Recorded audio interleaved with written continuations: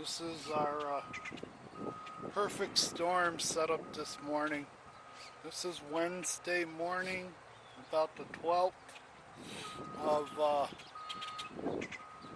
June.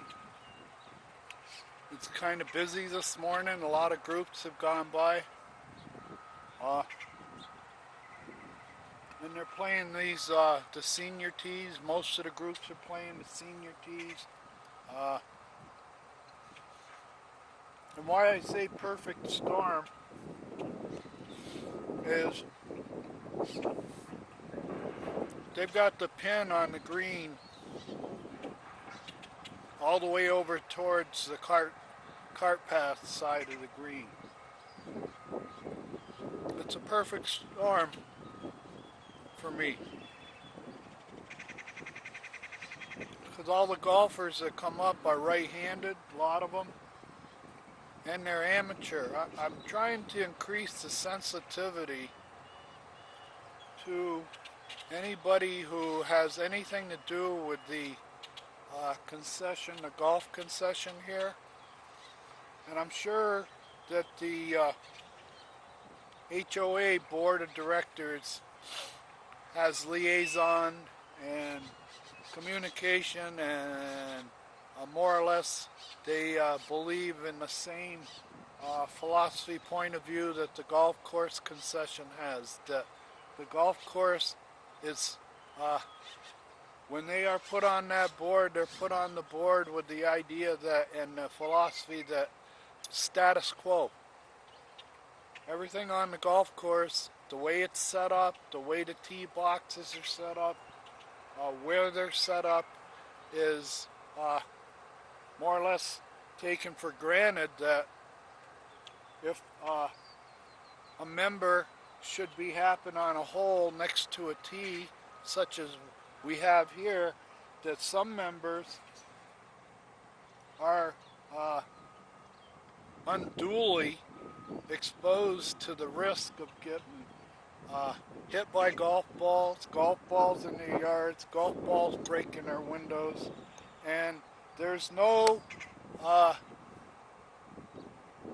attempt to record or make history of how many balls goes in someone's yard. Now, that tee box where I have the camera pointed right now, they've got it back about as far as they can put it, and they've got it over to the right toward the cart path. Sometimes it's even closer to the corner, but this morning that's close enough. Now, I'm going to try to get across to anybody, especially government people, the people on the board, the mayor. This is amateur golf, beginner golf.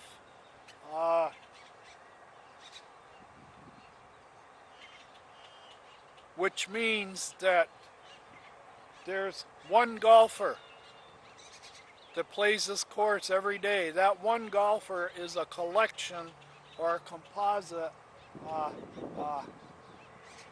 of all the golfers that played here that day. Okay? There's one golfer to represent all the golfers that played here, say on a Saturday or Sunday. That one golfer, almost every day, if it's busy, I can count on that one golfer, which is a collection of all the golfers. If you have 90 golfers that went through that day, bought greens fee, there's one golfer. Like there's one mind on a jury. The jury of 12 people, when they finally decide something, they're all on one page. They're all one person, all right, represents that jury, one opinion. Well, when it comes to setting up this golf course, the opinion is, if that guy doesn't like getting hit every day, he should move. It's very simple. They break everything down to simple explanations. I've gone round and round with Ed Kelly on the board over the way this tee box is set up, the way the track day is set up, and that I'm exposed to danger from this tee box day in and day out. And the only response that I get, and I'm not surprised, and it seems to be a universal response throughout Arizona and the golf industry. You bought a house on a golf course. Deal with it. If you don't like the way the house, if you don't like getting hit with golf balls and people walking on your yard all day, then it's very simple. Move. Move. That would be Ed Telly's first response to me. If you don't like the way we set up their neighborhood and the golf course and the easement, we suggest you move. Well, I didn't buy this place to move. All right? I bought it, and I'm a person that's played a lot of golf. All right? Amateur golf. I've seen it all. And I've been on courses where they had years and years of harassment like this, and finally, either through court or maybe somebody got killed on the course, that they finally moved the tees. They either moved the green or they moved the tees. Now, this response that you bought a house on a golf course, I'm being targeted day in and day out. I'm walking point here. When you put that pin all the way toward the cart path, and then you put the tee box back there, I'm it. I'm walking point. That's why I have this camera here. And the thing of it is, a lot of people are so nonchalant about their golf game. With all the things that can go wrong with a golf swing. Amateurs have a ton of variables of things that can go wrong in a golf swing for an amateur or beginner. First of all, a bad grip. If their grip isn't right, they're going to have an open face on every shot, and they're going to be hitting everything from to the right. If their stance isn't right, if they don't line up their shots. One of beginner golf, and all golfers have sometimes, is alignment problems. They can't line the shot up right. They don't stand behind the ball. Another thing about amateur golf is consistency. Sure, the guy can hit it 175 yards back there from the last tee, the 177. He can make it. He's hit the ball 177 yards before, but how many times does he hit it straight? When he hits 177 yards, how many out of like 5 shots are hit straight? Not too many. This is what I deal with here. The golf concession is supposed to understand that the whole spectrum of golfers you put on the course every day, at least 1 or 2 of them from that tee box is going to put a ball in my yard. They think nothing of it. It doesn't even bother them. And the reason they're putting a ball in my yard is this course is so user-friendly. They don't have to worry about hitting a bad shot or making a shot that's going to cost them until they put the ball in my yard. This golf course uses all the membership yards for out of bounds. They expand the course and make the course user-friendly, so they give them double the play area. Even though the fairway and the green and everything is way down there, we're going to allow you to play right up to that fella's yard up there. And that's what I deal with day in and day out. Nobody on the board seems to understand. They don't understand the risk here. If they do, they're keeping it under their hat. They're being willfully ignorant about the risk. Another thing, nobody on that board really knows me. I've been here going on Well, at least 18 years. I moved here in April of 2005, so it's been 18 years I've been here. I haven't had except for Ed Kelly and maybe David Stump for about a 2-second conversation, 1-minute conversation. I haven't spoke to anybody on the board. Nobody knows me. I've never been to one of your social events, because your social events usually are on the weekends. I worked for an airline, and I didn't have a lot of seniority, so I always had to work weekends and holidays, so I never got to participate. The only reason I ever wanted to communicate with the board or anybody on the board was to talk about the deficiency of Tract A. The lack of Tract A being an emergency ingress and egress into Parcel 12. And this T-box. If you're a real pro, and you understand amateur and beginner golf, then you know from that tee box right there that day in and day out, with enough frequency, I'm going to get hit. You can set your watch by it. Every time they put that tee box over there, I get busy or I do something. By the end of the day, there's usually a ball in my neighbor's yard or my yard, okay, or the front yard. And when you question the golf course and say, why does that tee box have to be there? They look at you like we're the 800-pound gorilla. We can put that tee box anywhere we want. We have the discretion. It's up to our discretion on where we want to put that tee box. And even though we know that out of a field of 250 golfers on a normal weekend, probably 5 or 6 are going to put a ball in your yard or hit your house, that's fine with us. We don't mind that. It doesn't bother us, okay? Because it doesn't cost us any money. If that golfer breaks your window, you have to pay for it. Now, we know that you're going to get a broken window. We put that golf tee there. That tee box right there is an accident waiting to happen. And that's how the golf course is getting off on it, or how they get away with this, that every ball that from that tee box that hits my house or breaks a window is, by the golf course estimate, or what they say is, it was an accident. The guy didn't mean to hit your house. He didn't mean to hit your house. He was trying to hit the green. He had an accident.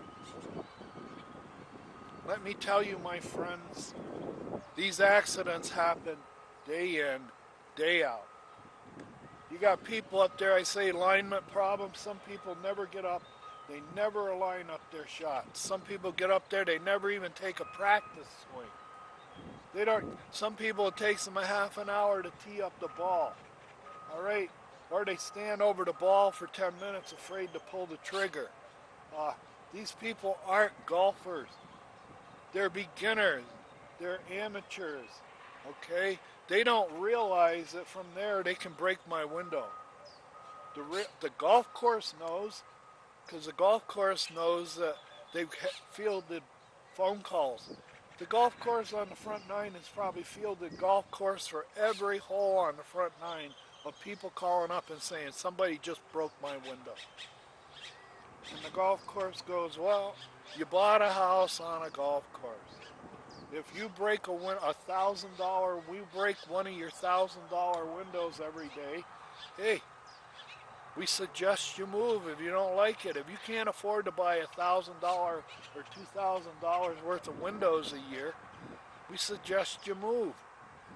Because we're not changing this. We're the 900-pound gorilla. We're golf, okay? We're a cash register. We're a business, okay?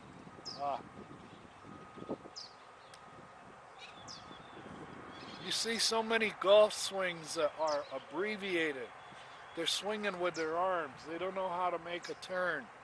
And what really gripes me is when I get a broken window or I get trespassed on.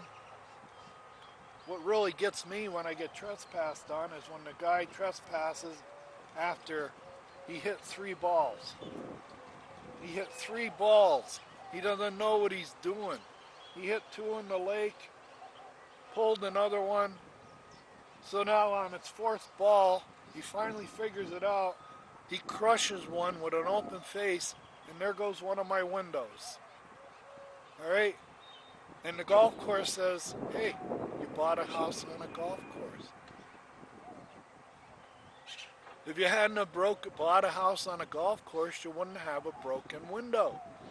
And my response to that is, everything I've ever dealt with in life, especially working on airplanes, is they keep records, historical records. I had a window broke on the side of my house from the 5th tee box one morning, and when I went into the clubhouse to say, one of your guys broke my window, the guy looked at me and says, if you don't leave here, I'm calling the police. You bought a house on a golf course. Too bad. We're not going to buy any windows for you. Well, wait a minute here. You keep putting that tee box in the same place day in and day out. You got the worst golfers on the planet out here, all beginners, and this is the cheapest course you can play in the West Valley. All right? It's like $100 or something like that for Estrella or Verado. So you can bring them here for $25, $30, and let them break as many windows as they want. This is what I'm dealing with day in and day out. And to think that the HOA is charging me $100 a day in fines just so I can play dodgeball out here. Civil rights violation.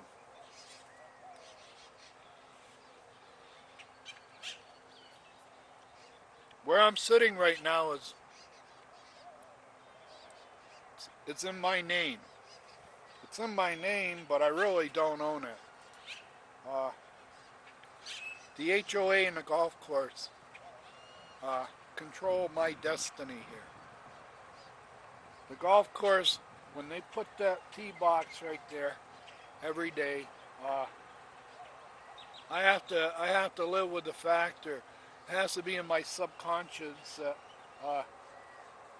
the last time that box was there, or every time they put that box there, it seems like I'm having a confrontation with a golfer who thinks that he should be able to walk in my yard for his golf ball. There are golfers out there who are so stupid and ignorant when they play this game, when they hit it in somebody's yard, they just feel like that's my golf course, my golf ball. I paid greens fees, so that gives me the right to walk in your yard after my ball. All right? Why would they put the white stakes all the way up to your yard if they didn't expect me to walk in your yard? And when I call a policeman, they've got all the policemen brainwashed, goose-stepping the same way. When a policeman comes out here, before you can even tell him the details of what happened, what the guy looked like, or the cart they were in, or how many there were, before you can even get to that point with a young policeman, the policeman has been trained, brainwashed with this mantra is, you bought a house on a golf course. The guy that broke your window, it was an accident. He didn't mean it. Wait a minute. That tee box, every time you put it there, and you get a weekend crowd of amateurs, people playing over their heads, beginners, I get balls in my yard and I get broken windows all the time. Yeah, well, you bought a house on a golf course. Yeah, but why does it have to happen every day? Why does it have to happen every day? When you know as a professional that I'm going to get hit day in and day out, don't you think you'd like to show some goodwill, some professionalism? Set this hole up so that tee box, and I'm out of play from that tee box. Move that tee box to the other side of the harbor. Give this place some class. Give this place some integrity. Uh, Give them something to talk about in the West Valley. Let them put in the newspaper and everything how you're remodeling the sixth hole, where it's a mandatory lake shot. That you've moved everything over to the other side of that little harbor, and now everything on the sixth hole is a mandatory lake shot. And I'm out of range. And then if some wild ass young golfer has a wicked, wicked, wicked slice with a wicked open face, and he accidentally hits, and he's strong enough to get one up here, maybe once every 2 weeks that would happen. It'd be a lot better than what it's happening now, because what's happening now is every day when you get busy with that tee box there, I got people hitting balls in my yard, walking in my yard, and on the special day, on the bonus days, I get a broken window. On your lottery days, by staying here and not selling, I'm 74, they want me to sell out. They want me, after 19 years of living here, to pick up and move so that they can keep bombarding this yard with golf balls. Like I said, they're the 800-pound gorilla, and the HOA and them are on the same page. Status quo. Let's make money for the golf course. Leave it the way it is. Don't touch it. If they don't like it, let them move. And I'm going to say one thing about the HOA. The HOA has, or were trying the last time I knew, the HOA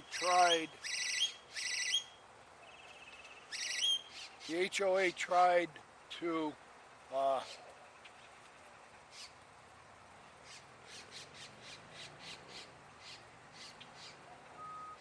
every time somebody buys into the HOA, they have to pay a fee. What that fee is, that little $700 or $1,000 fee, buy-in fee that wasn't there in the beginning, you have to buy in, is an incentive for the HOA to chase people out of here, and the golf course. If we can put a tee box to where we chase that guy out of there, he gets so sick of buying windows every year and people walking in his yard every day. If we can get him out of here, the guy that buys in, it's going to pay us a fee. So it kind of gives us an incentive to play hardball with all our members. We'll put fines and liens on them. We'll write up their yard, everything like that, to chase them out of here. And every time we chase one out, a new one comes in, they pay the fees. So if we have 10 turnovers or 10 houses turn over in 6 months here, and we get brand new people in established neighborhoods and established homes, if there's $1,000 buy-in, that's a $10,000 that the HOA made for their revenue by chasing those 10 people out of here that got fed up with getting hit by golf balls and got fed up with getting letters and fines in their mail. All right, this is what HOAs are all about. And when you get an HOA and a golf course working together, there's all kinds of variables.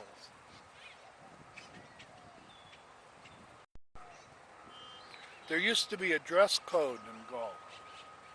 19 years ago, 20 years ago, you couldn't get on this course if you had denim or a t-shirt or you weren't dressed properly.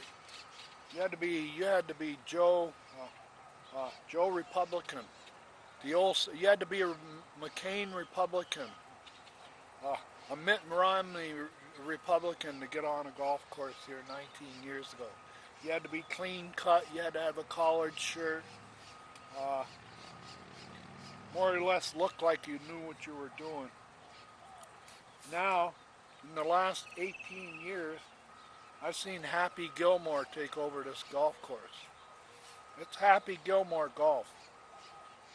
And to all the people out there in YouTube land, I'm not criticizing anybody for taking up the game of golf as a new person.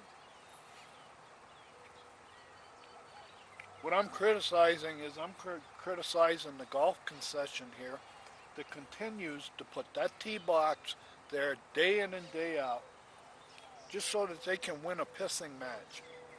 This is a pissing match between a knowledgeable golfer that's been playing golf for 50 years and has seen every kind of bad shot there is. That knowledge, which I possess, going up against the knowledge of a 30-some-year-old optimist who doesn't have the imagination or refuses to imagine that somebody could hit a stray shot up here at any time, from any tee. And you got probably some of the best golfers right now going through, because these are middle-aged men who've been playing probably for a few years, and they're not playing the men's tees or the gold tees or the black tees. They're trying to protect their handicap. They're playing the senior tees. They're middle-aged men playing. You don't have to worry about these guys. They're pretty consistent. It's in the afternoon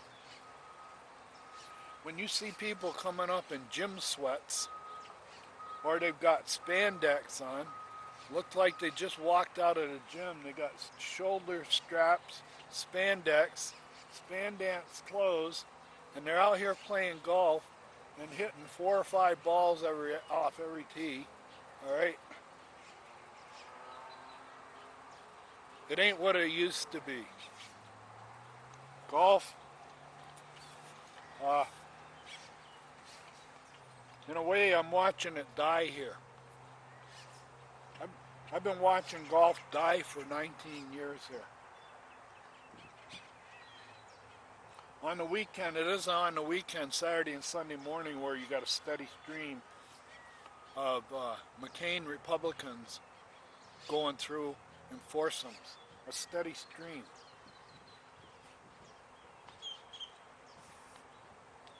Well-dressed, middle-aged,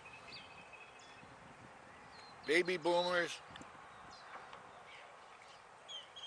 who take pride in their appearance and take pride in their game. They hit a lot of balls. They go to the driving range. They practice more than they play. Those people have disappeared. That golfer has disappeared. It's like a McCain Republican. It's gone forever. Or the Republican Party. The Republican Party, the way I know it, like with Mitt Romney and people straight wearing pinstripes. They're not wearing pinstripes anymore. Republicans now, your rank and file Republicans are running around with AK-47s, AR-15, in camouflage, and they want to overthrow the government.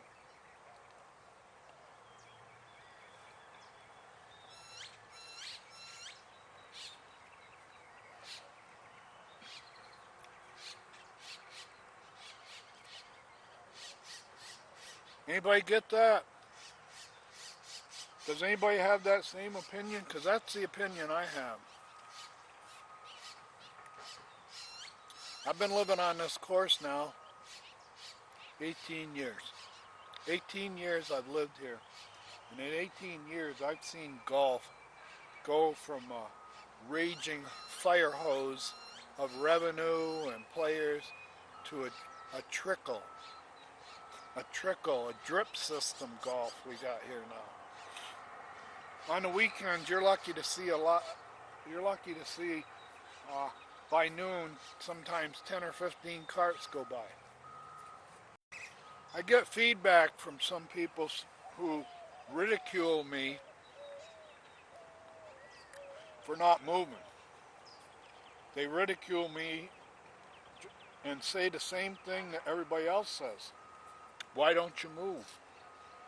You're on a golf course. Well, I'll tell you, 19 years ago, I made the deal of the century out here. When everything was flat and there was no money and no financing, I came out here to Buckeye and I bought 3 of the best lots on the course overlooking this lake.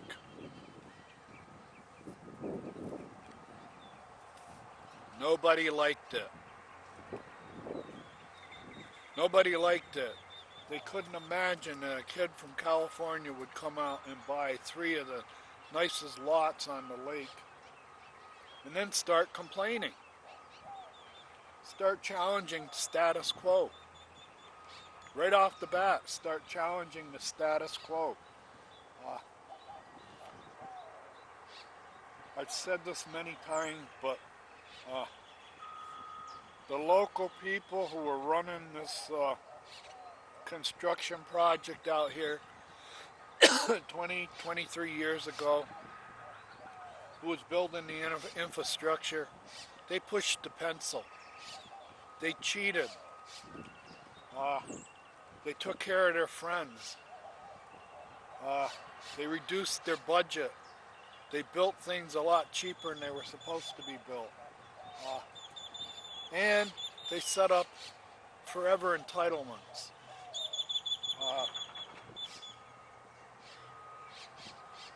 And I got caught up in that downdraft.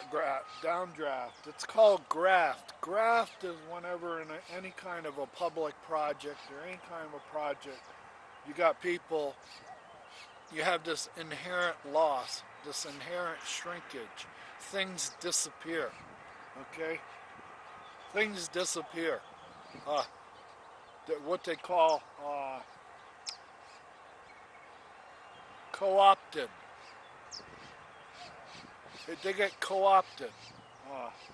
Like it's supposed to be like in our case, tract A is supposed to be emergency ingress and egress. It's supposed to be cart path. It's supposed to drain. It's supposed to be a pedestrian. For the first 8 years, 9 years, it was neither of those. It was a piece of property that was set aside as an arboretum, a greenbelt area, a privacy area. Right now, we have a meltdown out on Sundance Parkway at Moonlight Path and the one above it, where there's a wreck. Both of those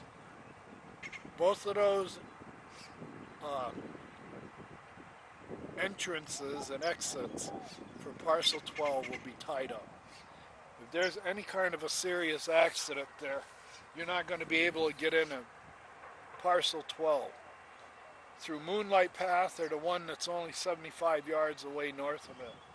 And we have this golf cart path that runs in front of my house between me and the lake. And we have tract A there. They could drive in from the Sundance Parkway right up to tract A and come in here with their rescue vehicles, fire vehicles, and everything like that. But the HOA won't do it because it'll disturb the status quo. It's going to change the equity that the people on each side of tract A have. When they bought it, they thought they were never going to see a golf cart again because of the sign. So, in order to honor their entitlement that was more or less through graft, flim-flam, shrinkage, right out and out theft. They stole that tee box, and they stole the drain, and they stole their access easement, and they handed it over to their friends from the Midwest, from Nebraska. This fella from Nebraska came in and says, we don't believe in altruism. We don't believe in sharing. We think we should be able to bring our farm with us from Nebraska. We want to tie up this easement. We don't want to see golf carts or people. We want this tract, this easement, all to ourselves forever. Well, that's what they got, and that's what the HOA supports here.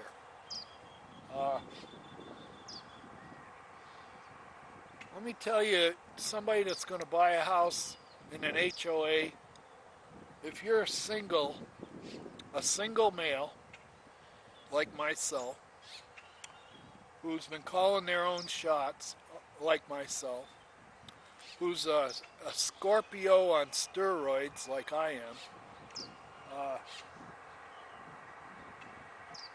if you're one of those people and you've accomplished a lot and you're intelligent, you better stay away from HOAs.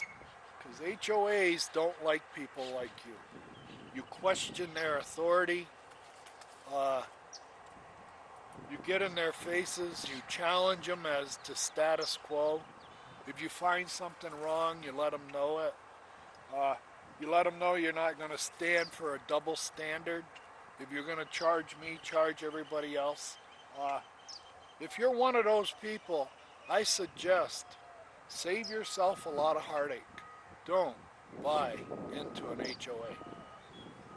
You have people in the HOA like Amy Comer Barrett, the lady that's that evangelical white Christian lady that's on the Supreme Court, who's brainwashed. That's what you're dealing with when you get in an HOA. You might as well join the right wing of the Republican Party when you get in an HOA. They keep track. They keep track of how you vote. They keep track of what you vote for. They keep track of everything. Your religion, everything. I've had nothing but trouble. The day that I closed the last 3 houses here was the 13th of October, 2004. On the 13th of October, 2004, I signed for the last 2 houses. It gave me 3 houses up on this hill overlooking the lake. And I was told then that day by the realtor that this one person buying more than one house would never happen again. And he said it's because of you.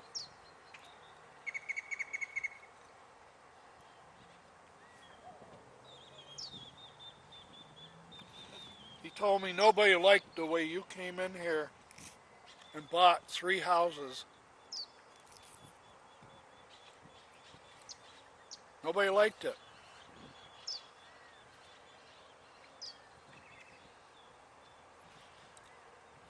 He didn't go into a lot of detail as to why, but it didn't take long to figure out.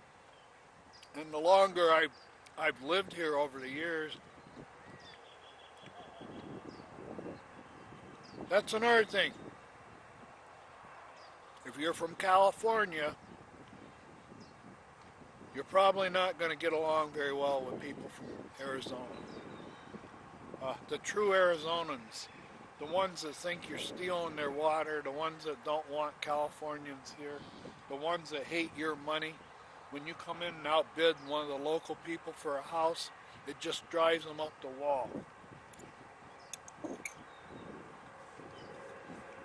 To some of these locals, when you say you're from California and you're an investor, it's like dragging your fingernails across a chalkboard.